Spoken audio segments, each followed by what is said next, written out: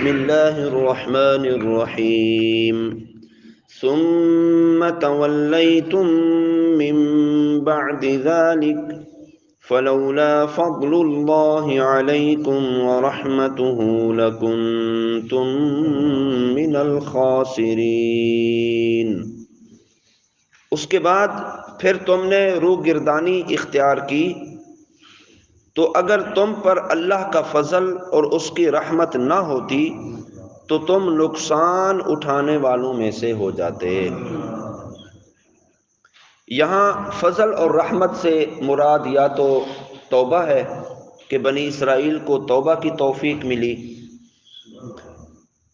یا پھر عذاب کا مؤخر کرنا مراد ہے کہ انہوں نے ایسی حرکتیں کی، ایسی اللہ کی نافرمانیاں کی ہیں کہ اللہ تعالیٰ چاہتا تو ان کو عذاب دے دیتا، لیکن اللہ نے عذاب کو مؤخر کر کے انہیں مہلت دے دی۔ ایک قول یہ ہے کہ فضل الہی اور رحمت حق سے حضور نبی کریم صلی اللہ علیہ وسلم کی ذات پاک مراد ہے۔ کیونکہ یہ باتیں انہی بنی اسرائیل کے سامنے ہو رہی تھیں جو حضور کے سامنے موجود تھے، وہی سوال کرتے اور نبی علیہ الصلوۃ والسلام انہی کو جواب دیتے اور قرآن پاک کی آیات مبارکہ اترتی۔ تو انہی بنی اسرائیل کے سامنے ان کے پچھلے بنی اسرائیل کے حالات و واقعات نبی علیہ الصلوۃ والسلام نے رکھے، تو اللہ رب العالمین نے حضور اکرم صلی اللہ تعالی علیہ وسلم آپ کی ذات پاک کے صدقے سے ان لوگوں پر عذاب کو مؤخر کیا۔ تو معنی یہ بنے گا کہ اگر تمہیں اے بنی اسرائیل، اگر تمہیں حضور خاتم النبیین صلی اللہ علیہ وسلم کے وجود کی دولت نہ ملتی اور آپ کی ہدایت تمہیں نصیب نہ ہوتی تو تم ہلاک، تباہ و برباد ہو جاتے۔ تو حضور اکرم صلی اللہ تعالی وسلم مخلوق پر اللہ تعالیٰ کا فضل بھی ہیں اور اللہ تعالیٰ کی رحمت بھی ہیں۔ حضور کے وسیلے سے بنی اسرائیل پر عذاب مؤخر ہوا اور عذاب کے آنے پر انہیں مہلت ملی۔ وَلَقَدْ عَلِمْتُمُ الَّذِينَ اعْتَدَوْا مِنْكُمْ فِي السَّبْتِ فَقُلْنَا لَهُمْ كُونُوا قِرَدَةً خَاسِئِينَ۔ اور یقیناً تمہیں معلوم ہے وہ لوگ جنہوں نے تم میں سے ہفتے کے دن میں سرکشی کی تو ہم نے ان سے کہا دھتکارے ہوئے بندر بن جاؤ۔ بنی اسرائیل شہر ایلا میں آباد تھے۔ حکم یہ تھا کہ ہفتے والے دن تم عبادت کرو گے، ہفتے والے دن شکار وغیرہ نہیں کرو گے، یہ ان کے لیے حکم تھا۔ بنی اسرائیل کے لیے ہفتے کا دن خاص تھا عبادت کے لیے، اس طرح مسلمانوں کے لیے جمعہ کا دن عبادت کے لیے خاص ہے۔ آج جمعہ کا دن ہے ماشاءاللہ، تو جمعے کا دن عبادت کے لیے خاص ہے مسلمانوں کے لیے۔ بنی اسرائیل کے لیے ہفتے والا دن اسی طرح عبادت کے لیے خاص تھا۔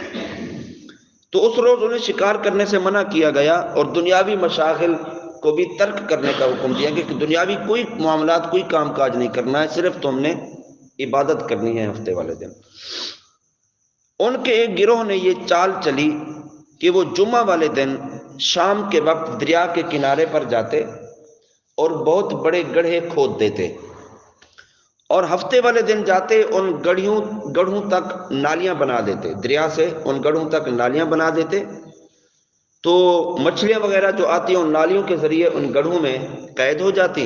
پھر اتوار والے دن جاتے تو ان گڑھوں سے مچھلیاں نکال لیتے، اور وہ کہتے کہ دیکھو ہم نے کوئی شکار تو نہیں کیا ہے، ہم نے تو گڑھوں سے مچھلیاں اتوار والے دن نکالی ہیں، ہم نے کوئی شکار نہیں کیا۔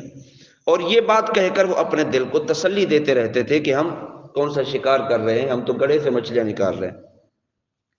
40 یا 70 سال تک ان کا یہ عمل رہا، یہاں تک کہ حضرت داؤد علیہ السلام اللہ کے نبی بن کر ان کے ہاں تشریف لائے، ان کی نبوت کا زمانہ آیا تو آپ نے انہیں اس سے منع کیا اور فرمایا کہ قید کرنا ہی تو شکار ہے، آزاد تو دریا میں گھومتی ہے نا، جب گڑھے میں آ گئی تو قید ہو گئی، اور یہی قید کرنا ہی شکار کرنا ہوتا ہے۔ تو آپ نے انہیں پھر منع فرمایا کہ یہ شکار تم ہفتے والے دن کر رہے ہو، اس شکار سے تم باز آ جاؤ۔ جب وہ باز نہ آئے تو اللہ تعالیٰ نے ان پر لعنت فرمائی، اور اللہ تعالیٰ نے انہیں بندروں کی شکل میں مسخ کر دیا۔ وہ گروہ، وہ لوگ جو اس طرح کی حرکت کرتے تھے کہ ہفتے والے دن مچھلیاں گڑے میں قید کرتے تھے، ان کو اللہ تعالیٰ نے بندر بنا دیا۔ بعض مفسرین نے یہ فرمایا کہ جو ان کے نوجوان تھے وہ بندر بن گئے، اور جو ان کے بوڑھے تھے ان کو خنزیر بنا دیا گیا۔ ان کی عقلیں سلامت تھی، حواس باقی تھے، ایک دوسرے کو دیکھتے بھی تھے، پہچانتے بھی تھے، لیکن بات نہیں کر سکتے تھے، اور اپنی اس عجیب خلقت کی وجہ سے وہ اتنے بے چین، مضطرب اور پریشان رہے تھے، اور ان کے جسموں میں بدبو پیدا ہو گئی، یہاں تک کہ اپنے اسی حال میں وہ 3 دن رہے، اور 3 دن تک وہ سب کے سب لوگ ہلاک ہو گئے۔ ان کی نسل بھی باقی نہ رہی، اور یہ لوگ بھی کم و بیش 70,000 کے قریب تھے کہ جو بندر بن گئے اور سور بن گئے۔ اس واقعے کی تفسیر سورۃ الاعراف کے اندر بھی موجود ہے، زندگی رہی تو انشاءاللہ وہاں سے بھی سنیں گے۔ تو ایک بات یاد رکھیں، شریعت کا حکم باطل کرنے کے لیے ہیلا کرنا یہ حرام ہے۔ اپنی طرف سے کوئی ہیلا بنا لینا، اپنی طرف سے کوئی ایسا راستہ اختیار کر لینا کہ جس سے شریعت کا حکم باطل ہو رہا ہو، تو یہ شریعت میں ایسا کرنا حرام ہے۔ ہاں، شریعت کے حکم کو کسی دوسرے شرعی طریقے کے ذریعے سے اس کو رد کر کے کوئی دوسرا شرعی طریقہ وہاں پر لا کر اس کا حکم لگا دینا، یہ شریعت میں جائز ہے۔ جس طرح قرآن پاک کی بعض آیات کی تفصیل ہیں، بعض آیات میں حکم الگ ہے اور بعض آیات میں حکم الگ ہے، اور جو بعد والا حکم ہے وہ پہلے والے حکم سے بھی زیادہ وضاحت والا ہے، تو اس طرح کرنا یہ شریعت میں جائز ہے۔ جیسے حضرت ایوب علیہ السلام کا معاملہ ہے کہ انہوں نے اسی طرح ایک عمل کیا جو سورۃ الصاد کے اندر موجود ہے، انشاءاللہ زندگی رہی تو وہاں سے بھی سنیں گے۔ تو شرعی حکم کو اپنے نظریات کی بنیاد پر باطل کر دینا اور اپنی مرضی کا حکم لگا دینا، یہ شریعت میں حرام ہے۔ یہی کام بنی اسرائیل نے کیا تھا۔ شریعت نے ہفتے والے دن شکار کرنے سے منع کیا، تو انہوں نے یہ حیلہ کیا، چلو شکار نہیں کرتے، ہم مچھلیاں اٹھاتے نہیں ہیں، مچھلیوں کو قید کر لیتے ہیں۔ تو انہوں نے سمجھا کہ ہم یہ ٹھیک عمل کر رہے ہیں، لیکن اللہ کے نبی نے بتایا یہ عمل بھی ٹھیک نہیں ہے، یہی قید کرنا ہی تو شکار کرنا ہے، اور اسی کی وجہ سے ان لوگوں کی شکلیں مسخ کر دی گئی ہیں۔ فَجَعَلْنَاهَا نَكَالًا لِمَا بَيْنَ يَدَيْهَا وَمَا خَلْفَهَا وَمَوْعِظَةً لِّلْمُتَّقِينَ۔ تو ہم نے یہ واقعہ اس وقت کے لوگوں اور ان کے بعد والوں کے لیے عبرت بنایا ہے، اور پرہیزگاروں کے لیے نصیحت بنایا ہے۔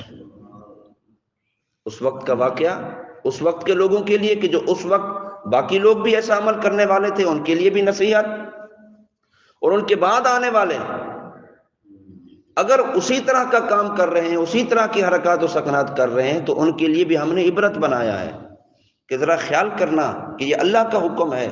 اللہ نے جس چیز سے منع کر دیا، اگر تم اس میں پڑو گے، جس طرح ان کے ساتھ حشر ہوا تمہارے ساتھ بھی وہی حال ہو سکتا ہے۔